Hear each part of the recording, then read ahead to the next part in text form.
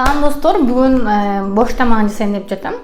Борщ орустардын улуттук тамагы болсо дагы, ушул бизде СНГ өлкөлөрүндө аябай жакшы көрүлгөн тамактардын бирөөсү да. Анда бүгүн борщ жасайбыз. Борщ бышырууда бизге өнүмүш адат болгон бул тамакты бир идиште кылуудан айырмаланып, эки идиште бышырылат. Биринчи этти бышырууну баштайбыз. Этти менде малдын эти бар. Бул койдун эти да боло берет. Эгер сөөктүү эттер болсо андан жакшы. Мен демейде үйдө топтолгон сөөктөрдүн шорпосунан борщ бышырам. Эгер мисалы үчүн тойлордон келген шорпо бар. Мен эң жакшы көргөн тамак ушу тойдон келген шорпо да. Ал менин оюмча эң эле универсалдуу тамак да. Анткени ал шорпого борщ бышырсаң болот, ал шорпого кесме бышырсаң болот, ал шорпону өзүн ичсең да болот. Ал шорпону керек болсо палоо дамдап атканда ошол шорподон куюп койсоң андан да жакшы болот дегенди. Бүгүн ошол борщтун шорпосу үчүн менде жөнөкөй малдын эти бар. Аны шорпо катары бышырам. Эгер 4 же 6 кишилик борщ кыла турган болсок, бул эт жетиштүү эле деп ойлойм. Этти өтө майда эмес, өтө чоң эмес, орто кылып кесем. Дегенде булар бышырып атканда дагы өзүнүн суусун чыгарып, бир аз кичинейет.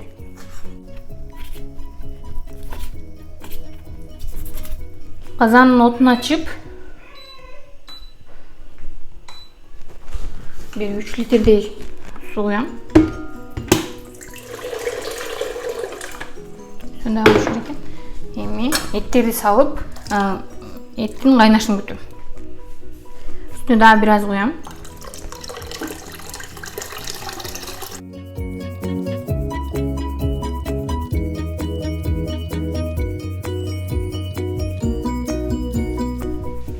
Шорпо кайнай баштаганда ушул эттин чийкөөгү чыгат да.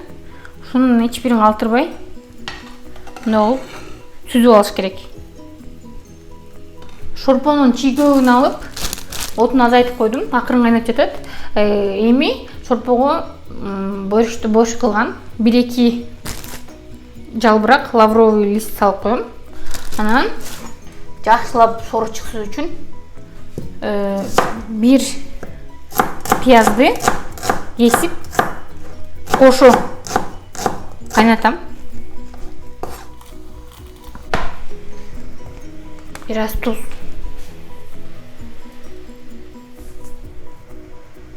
Эми шорпо бир 45-50 мүнөт кайнаса, жакшылап бышып, жакшылап даамына келип калат. Бульондун кайнаганына бир жарым сааттан өтүп калды. Эми буну чекеге жылдырып, бул жерде жемиштерди куурuyum. Ал үчүн бир баш сайвиз, бул орто капустанын 3/4 1/4 2-си. Экөөнү алдым. Эгер көп болуп кетсе, бирөөнү колдоном, аз болсо экөөнү колдоном. Бир сайвиз, бир баш сайвиз. Ушул кезде унутпай эмени да кошуп коюш керек. Картошканы. Мен суюк тамактарга көп картошка кошконду жактыра бербейм. Ошон үчүн 2 картошка жетсе керек. 3 баш кызылча бар. Бул кызылча көп болушу мүмкүн. Экөө эле жетсе керек. Эмне үчүн 3 алдым? Кийинки кызылчалар жакшылап кызылын чыгара албайт да. Эгер бирөө жарым ушундай жакшы болбой калса деп 3 алдым. 3 баш сарымсак бар. Казанга бир аз май коям. Май кызычекти денчи пиязды уурuyбуз дегенде кандай? Жакшылап могу жемиштерди жумшартып, өлтүрүп алабыз дейби, ушуну жумшартабыз да.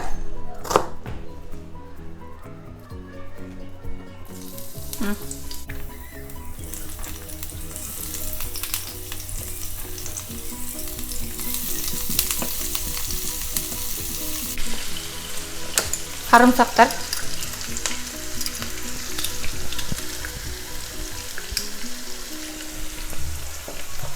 Hazır. Капуста.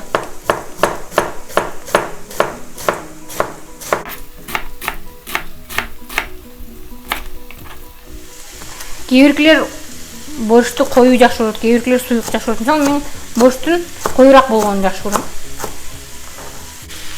Капусталар солуй берсин. Кезек келди сабизге. Сабизди теркадан өткөрөм.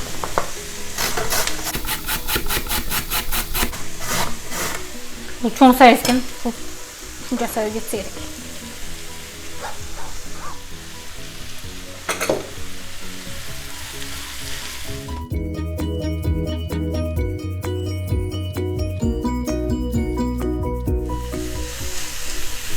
Капуста менен сабиз бир аз соолуду. Эми кызылчадан кошом. Кичинекейди да кошом. Сөз дегенде борштун түсү кып-кызыл болуп чыксын.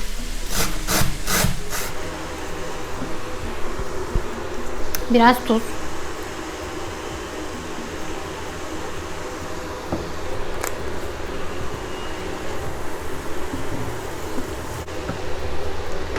Бир аз кара мурч. Кызылча ширин болгон үчүн, борщ ширин болуп калбаш үчүн сөзсүз кара мурч коюш керек да.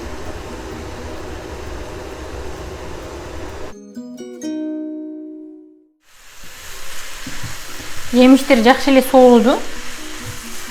Эми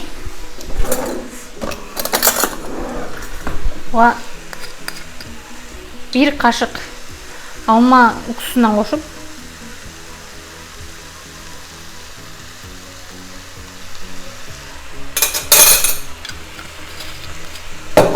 аралаштырып чекеге жылдырам дагы.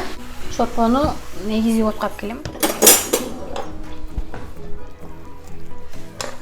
Жемиштерди шорпого салам.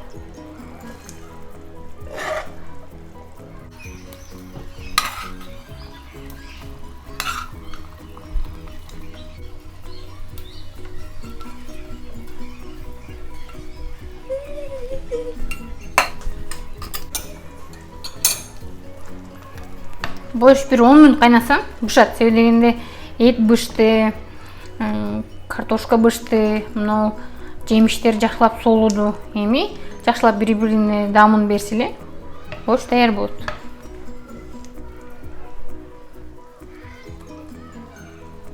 Борщ бышты. Борщтун отун өчүрүп койдум.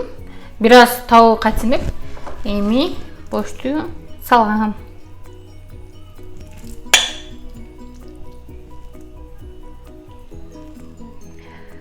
Коюн канындай кып-кызыл болгон борщ даяр. Видеону акырына чейин көргөнүңүздөр үчүн рахмат. Жаңы видеолордо жолукканча.